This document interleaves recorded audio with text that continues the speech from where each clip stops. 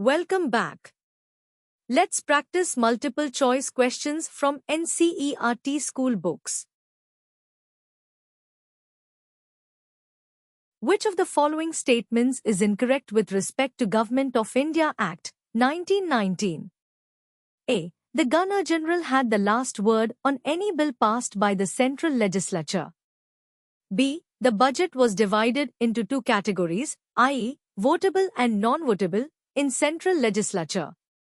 C. The Executive Council of Governor-General was responsible to the central legislature. D. The control of the Secretary of State for India over the central and provincial administration was reduced through this act. Answer. C. Statement C is incorrect with respect to Government of India Act, 1919. Under the Government of India Act, 1919, the Governor-General's Executive Council was not responsible to the central legislature but to the Secretary of State.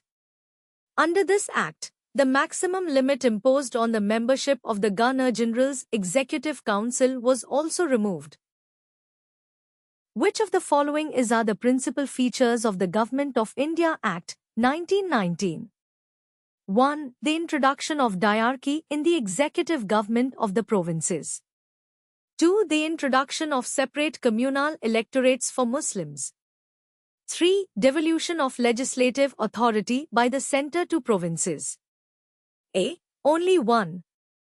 B. 2 and 3. C. 1 and 3. D. 1, 2 and 3. Answer is option C. Statements 1 and 3 are the principal features of the Government of India Act, 1919. The Act introduced diarchy in the provinces. Under this, provincial subjects were divided into transferred and reserved. Under reserved subjects, the governors were to be advised by the councillors who were not accountable to the legislature. This was called diarchy. Statement 2 is not the principal feature of the Act, as the introduction of separate Muslims electorate was done by Government of India Act, 1909 and not Government of India Act, 1919. However, it was continued under this Act. Thank you, and practice more number of multiple choice questions to get good clarity on each topic.